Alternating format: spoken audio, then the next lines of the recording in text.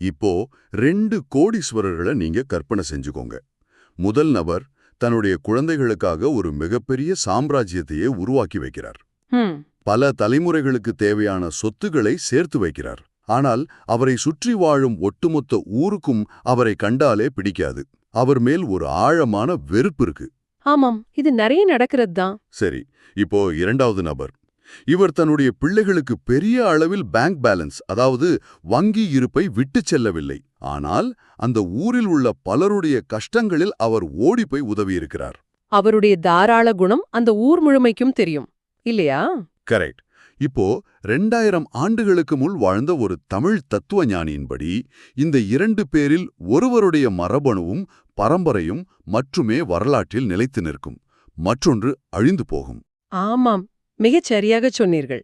அந்த தத்துவ ஞானி திருவள்ளுவர் தான். அவர் இல்வாழ்க்கை அப்படிங்கிற அதிகாரத்துல எழுதிய 44வது குறள் மனித பரிணாம வளர்ச்சியின் ஒரு மிகப்பெரிய ரகசியத்தை ரொம்ப எளிமையாக உடைக்கிறது. அதாவது எல்லாவற்றையும் நமக்காக சேர்த்து வைப்பது எப்படி நம்முடைய அழிவுக்கு காரணமாகிறது, மற்றவர்களுக்கு கொடுப்பது எப்படி ஒரு மிகச்சிறந்த கொஞ்சம் சுயநலமான ஒரு சர்வைவல் ஸ்ட்ராட்டஜி, அதாவது தற்காப்பு உத்தியாக மாறுகிறது என்பதை பற்றி தான் நாம் இன்று ஆழமாக பேசப் போகிறோம். கண்டிப்பா. அந்த வள்ளுவரின் குறள் இதுதான்: பழியஞ்சி பாத்தோன் உடைத்தாயின் வாழ்க்கை வழியஞ்சல் எஞ்ஞான்றும் இல்.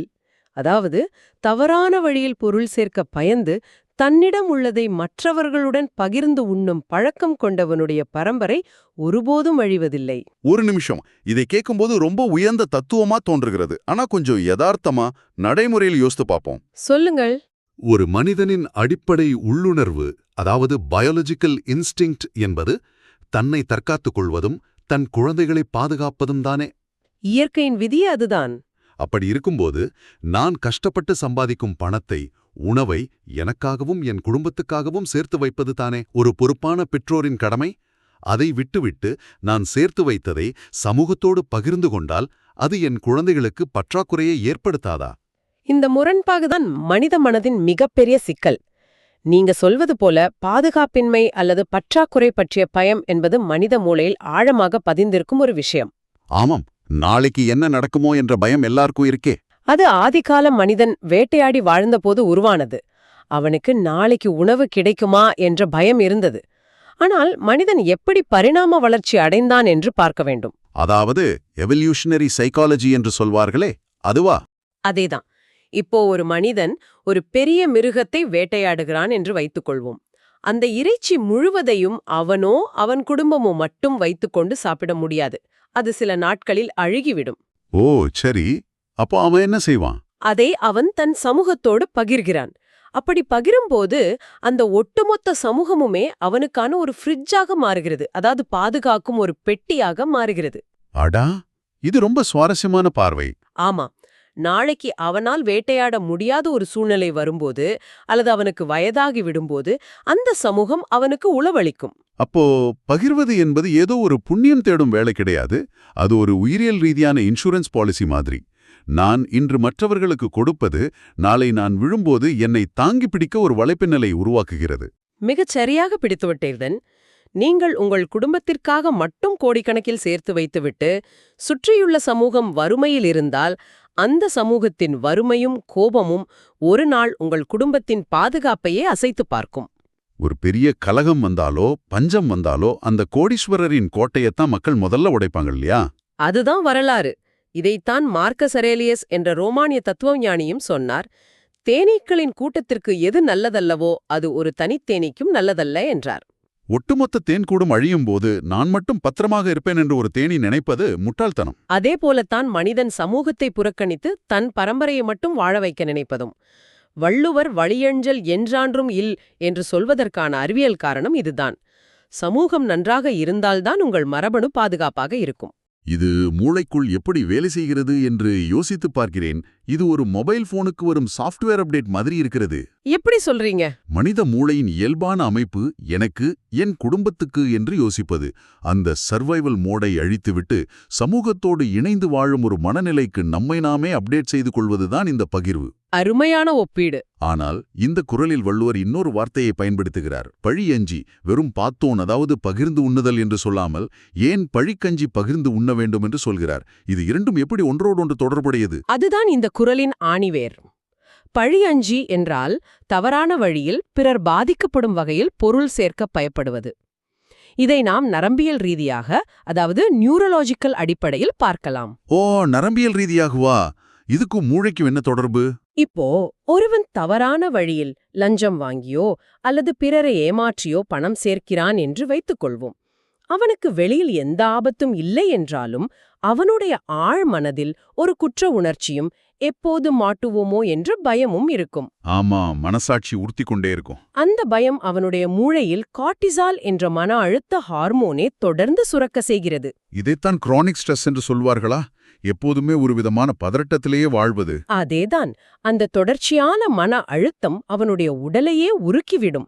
எபிஜெனெடிக்ஸ் என்னும் நவீன அறிவியல் இதை நிரூபித்திருக்கிறது. எபிஜெனெடிக்ஸ் என்ன சொல்கிறது? நாம் அனுபவிக்கும் அதிதீவிரமான மன அழுத்தமும் குற்ற உணர்ச்சியும் நம்முடைய டிஎன்ஏ கட்டமைப்பையே மாற்றி அடுத்த தலைமுறைக்கும் கடத்தப்படுகிறது என்று சொல்கிறது. நிஜமாகவா? இது ரொம்ப அதிர்ச்சியாக எடுக்கிறதே. ஆமாம். தவறான வழியில் சம்பாதிக்கும் ஒருவனுடைய பரம்பரை எப்படி அழியும் என்று வள்ளுவர் சொன்னார் என்பதற்கு இது ஒரு மிகச்சிறந்த மருத்துவ விளக்கம். அப்போ நேர்மையாக வாழும்போது என்ன நடக்கிறது? பழிக்கு அஞ்சி நேர்மையாக வாழ்ந்து தன்னிடம் உள்ளதை பிறருக்கு கொடுக்கும்போது மூளையில் ஆக்சிடோசின், டோபமைன் போன்ற ரசாயனங்கள் சுரக்கின்றன. ஓ, இந்த நல்ல ஹார்மோன்கள். ஆமாம். இது அவனுக்கு ஒரு ஆழமான மன அமைதியையும் உடல் ஆரோக்கியத்தையும் கொடுக்கிறது. அப்படியென்றால் நேர்மையாக வாழ்வது என்பது வெறும் ஒரு சமூக விதிமுறையோ அல்லது அறநெறியோ அல்ல. அது நம்முடைய டிஎன்ஏவை ஆரோக்கியமாக வைத்திருக்கும் ஒரு தற்காப்பு வழிமுறை. 100% உண்மை. இதை கேட்கும்போது விக்டர் பிராங்கிள் போன்ற உளவியலாளர்கள் மனிதனின் அர்த்தமுள்ள வாழ்க்கையைப் பற்றி சொன்னதுதான் நினைவுக்கு வருகிறது. அவர் லோகோதெரப்பி என்ற முறையை கண்டறிந்தவராயிற்றே. ஆமா, மனிதன் எப்போதுமே தனக்காக மட்டுமே ஓடிக்கொண்டிருந்தால் ஒரு கட்டத்தில் அவனுக்கு வாழ்க்கையின் மீது ஒரு பெரிய வெறுமை வந்துவிடுகிறது. அதுதான் மனிதனின் மிகப்பெரிய சோகம். ஆனால் தன்னை தாண்டி இன்னொரு உயிருக்காக அவன் எதையாவது செய்யும்போதுதான் அவனுடைய வாழ்க்கைக்கு ஒரு அர்த்தம் கிடைக்கிறது. அதுதான் செல்ஃப் டிரான்செண்டன்ஸ் என்று உளவியலில் சொல்வார்கள். ஆப்ரஹாம் மாஸ்லோவும் இதைத்தான் தன்னுடைய தேவைகளின் படிநிலையில் உச்சகட்டமாக குறிப்பிடுகிறார். அதாவது தன்னை உணர்தலை தாண்டி தன்னை மற்றவர்களுக்காக விரிவுபடுத்துவது. ஆமாம். மனிதன் தன் அடிப்படை தேவைகளை பூர்த்தி செய்த பிறகு அகங்காரத்தை விட்டு வெளியே வர வேண்டும். அந்த நான், எனது என்ற ஈகோதான் மனிதனின் அனைத்து பிரச்சனைகளுக்கும் அடிப்படை. இது புத்தரின் தத்துவத்தோடு ஒத்துப்போகிறதே. புத்தரின் மைய கருத்தே இதுதான். பற்றாக்குறை பற்றிய பயம் எங்கிருந்து வருகிறது? நான் என்ற தனித்தன்மையை பிடித்து தொங்கிக் கொண்டிருப்பதால்தான். ஓ, நான் எனக்கானது என்ற சிந்தனை இருக்கும் வரைதான் பயம் இருக்கும் என்கிறீர்கள். இந்த இடத்தில்தான் ஆன்மீகம் உள்ளே வருகிறது என்று நினைக்கிறேன். கண்டிப்பா. பொதுவாக ஆன்மீகம் என்றாலே எல்லாவற்றையும் விட்டுவிட்டு குடும்பத்தை துறந்துவிட்டு காட்டிற்குச் சென்று கண்களை மூடி அமர்வது என்ற ஒரு பிம்பம் கட்டமைக்கப்பட்டிருக்கிறது. ஆமாம், அது ஒரு தவறான புரிதல். ஆனால் வள்ளுவர் இந்த மாபெரும் ஆன்மீக தத்துவத்தை துறவரத்தில் வைக்காமல் இல்வாழ்க்கை என்ற அதிகாரத்தில் வைத்திருக்கிறார். குடும்பஸ்தர்களுக்கான இலக்கணமாக இதை பார்க்கிறார். இது ஏன்? ரொம்ப ஆழமான கேள்வி இது. ஏனென்றால் உண்மையான ஈகோ மரணம், அதாவது அகங்காரத்தின் அழிவு அங்கேதான் நடக்கிறது. காட்டுல தனியாக அமர்ந்திருக்கும்போது உங்களுக்கு ஈகோ இருக்கிறதா இல்லையா என்று சோதிக்கவே முடியாது. அங்கே கோவப்படவோ பொருளை பங்கு போடவோ ஆள் இல்லை என்பதால் சொல்கிறீர்கள். சரியாக சொன்னீர்கள். ஆனால் குடும்ப வாழ்க்கையில் சமூகத்தோடு வாழும்போது தினமும் சமைக்கும் உணவில் ஒரு பங்கை இன்னொரு பசிக்கு கொடுக்கும்போது நீங்கள் உங்கள் அகங்காரத்தை கொஞ்சம் கொஞ்சமாக உடைக்கிறீர்கள்.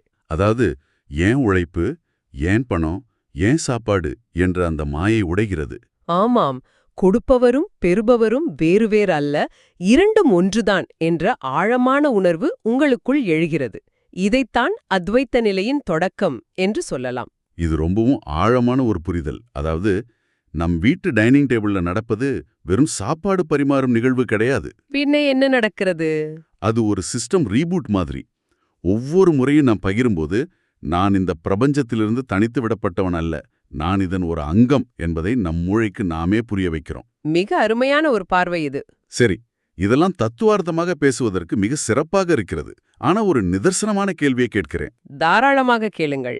இன்றைய நவீன கார்ப்பரேட் உலகத்தில் பல இஎம்ஐகளை கட்டிக்கொண்டு அடுக்குமாடி குடியிருப்புகளில் பக்கத்து வீட்டுக்காரர் யாரென்றே தெரியாமல் வாழும் ஒரு சராசரி மனிதன் இந்த பழியஞ்சி பார்த்தோன் என்பதை எப்படி தன் வாழ்க்கையில் நடைமுறைப்படுத்துவது? நியாயமான கேள்வி. தினமும் வீட்டு வாசலில் நின்று சாப்பாடு கொடுக்க முடியுமா? பார்த்தோன் என்பதை வெறும் உணவு பகிர்வு என்று மட்டும் நாம் சுருக்கிவிடக் கூடாது. அது ஒரு மனநிலை. கொஞ்சம் விளக்கமாக சொல்லுங்களேன். இன்றைய கார்ப்பரேட் உலகில் இதை மிக எளிதாகச் செய்ய முடியும். முதல் விஷயம், பணியிடத்தில் நடக்கும் பகிர்வு. ஆபீஸ்ல எப்படி பகிர்வது? குறுக்கு வழியில் ஒரு ப்ரொமோஷனை வாங்குவதோ அல்லது இன்னொருவர் செய்த வேலைக்கு நீங்கள் பெயர் வாங்குவதோ பழிக்கு அஞ்சாத செயல். அதை தவிர்ப்பதே முதல் அறம். ஓ, அதுவும் பழியஞ்சி என்ற வார்த்தைக்குள் அடங்கும். கண்டிப்பா. அடுத்தது, உங்களுடைய அறிவையும் திறமையையும் உங்கள் நேரத்தையும் சக ஊழியர்களோடு பகிர்ந்து கொள்வது. எனக்கு தெரிந்ததை நான் சொல்லிக் கொடுத்தால் அவர் என்னை முந்திவிடுவாரோ என்ற பயம் நிறைய பேருக்கு இருக்கிறதே. அந்த பயம்தான் நாம் ஆரம்பத்தில் பேசிய பற்றாக்குறை பற்றிய பயம். ஒரு புதிய விஷயத்தை கற்றுக்கொண்டால் அதை மற்றவர்களுக்கும் சொல்லிக் கொடுப்பதுதான் நவீன காலத்தின் மிகச்சிறந்த பகிர்வு. அறிவை பூட்டி வைப்பதும் ஒரு வகை சுயநலம்தான். அருமையான பாயிண்ட். அறிவை பகிர்வதும் ஒரு பாத்தூன்தான். அதேபோல குடும்பத்தில் குழந்தைகளிடம் இதை கொண்டு செல்வதும் ரொம்ப முக்கியம் என்று படுகிறது. அதுதான் மிக மிக முக்கியம். அவர்களுக்கு வெறும் சொத்துக்களை மட்டும் சேர்த்து வைத்துவிட்டு போனால் அது அடுத்த தலைமுறைக்கு எந்த பாதுகாப்பையும் தராது. ஆமாம். எப்படி பணத்தை நிர்வகிக்க வேண்டும் என்று சொல்லிக் கொடுப்பது எவ்வளவு முக்கியமோ அதே அளவு அதில் ஒரு பகுதியை எப்படி சமூகத்திற்கு பகிர வேண்டும் என்று சொல்லிக் கொடுப்பதும் முக்கியம். அது வெறும் வார்த்தைகளால் சொல்லிக் கொடுக்க கூடாது. பின் எப்படி சொல்லிக் கொடுக்க வேண்டும்? செய்யும் உதவிகளை குழந்தைகள் கண்முன்னே செய்ய வேண்டும். 4 பேருக்கு உணவளிப்பதை குழந்தைகள் பார்க்க வேண்டும். அது அவர்கள் மூளையில் ஆழமாக பதியும். நிச்சயமாக குழந்தைகள் நாம் சொல்லிக் கொடுப்பதை கேட்பதில்லை, நாம் செய்வதை பார்த்தே வளர்கிறார்கள் என்று சொல்வார்கள். ஆமாம். மூன்றாவதாக ஒரு முக்கியமான நடைமுறை பயன்பாடு இருக்கிறது. முடிவெடுத்தல் மற்றும் மன அழுத்தம் சம்பந்தப்பட்டது. சொல்லுங்கள், அது என்ன? நாம் ஒரு செயலை தொடங்கும்போது இதில் எனக்கு என்ன கிடைக்கும் என்ற கேள்வியோடு ஆரம்பித்தால் அங்கே எதிர்பார்ப்பும் கூடவே மன அழுத்தமும் வந்துவிடுகிறது. ஆமாம், கிடைக்காமல் போய்விடுமோ என்ற பதற்றம் வந்துவிடும். அதற்கு பதிலாக இதன் மூலம் நான் எப்படி சமூகத்துக்கு பயன்பட முடியும் என்ற கேள்வியோடு அணுகி பாருங்கள். ஓ, அப்படி யோசிக்கும்போது என்ன மாறும்? அந்த பணியில் உள்ள ஸ்ட்ரெஸ் குறைந்து ஒரு விதமான தெளிவும் விடுதலையும் கிடைக்கும். நீங்கள் சமூகத்துக்கு மதிப்பை சேர்க்கும்போது உங்களுக்கான பொருளாதார தேவையை அந்த சமூகமே தானாக பார்த்துக்கொள்ளும். ரொம்ப தெளிவான மெக்கானிசம் இது. எனக்கு என்ன கிடைக்கும் என்று யோசிப்பது ஒரு லோக்கல் நெட்வொர்க் போல. எப்படி சொல்றீங்க? அது ரொம்ப சிறிய வட்டத்துக்குள் மட்டுமே சுழலும், சீக்கிரம் செயலிழந்து போகும். ஆனால் நான் எப்படி பயன்பட முடியும் என்று யோசிப்பது குளோபல் நெட்வொர்க் கூட நம்மை இணைப்பது போல. மிக சரியான ஒப்பீடு. அந்த பிரபஞ்ச அமைப்பு உங்களை எப்போதுமே வீழவிடாது. அதனாலதான் வள்ளுவர் வழியஞ்சல் எஞ்ஞான்றும் இல், அதாவது உனது பரம்பரை ஒருபோதும் அழியாது என்று அடித்துச் சொல்கிறார். அதுதான் வள்ளுவருடைய தீர்க்க தரிசனம். ஆயிரக்கணக்கான வருடங்களுக்குப் பிறகும் மனிதனின் உளவியல் மாறவே இல்ல. மனிதன் இன்றும் பாதுகாப்பின்மையோட தான் போராடிக் கொண்டிருக்கிறான். உண்மைதான். அந்த பாதுகாப்பின்மையை போக்குவதற்கான ஒரே தீர்வு மேலும் மேலும் சேர்த்து வைப்பதல்ல, இருப்பதை பகிர்ந்து கொள்வதுதான் என்பதை நாம் உணரும் வரை இந்த குரல் நமக்கு தேவைப்படும். ரொம்ப ஆழமான ஒரு இடத்துக்கு வந்துட்டோம். நாம் வாழ்ந்தோம் என்பதற்கான அடையாளம் நாம் விட்டுச் செல்லும் வங்கி இருப்பில் இல்ல, நாம் இந்த உலகத்தோடு எவ்வாறு பிணைக்கப்பட்டிருந்தோம் என்பதில் இருக்கிறது. ஆமாம். நீங்கள் உணவளிப்பது மற்றவர்களின் பசிக்கு அல்ல, அது உங்கள் அகங்காரத்தின் மரணத்திற்கு. பழிக்கஞ்சி பகிர்ந்து வாழும் உங்கள் அறம் உங்களை தாண்டி இந்த பிரபஞ்சத்தில் என்றென்றும் எதிரொலித்துக் கொண்டே இருக்கும். இவ்வளவு நேரம் கேட்டதுக்கு ரொம்ப நன்றி. இந்த Tamil voice streets channel monetisation இல்லாம தான் நடக்குது.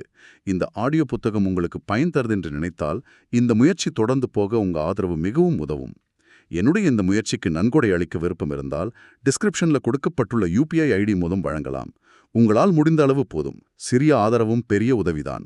இந்த வீடியோ உங்களுக்கு பயனுள்ளதாக இருந்தால் சப்ஸ்கிரைப் பண்ணுங்க, மற்றவர்களுக்கும் பகிர்ந்து கொள்ளுங்கள். இந்த கருத்துக்கள் அவர்களுக்கும் தேவையாக இருக்கலாம். லைக் பண்ணுங்க, உங்க கருத்துக்களை கமெண்ட்ல பகிருங்கள். மனப்பூர்வமான நன்றி.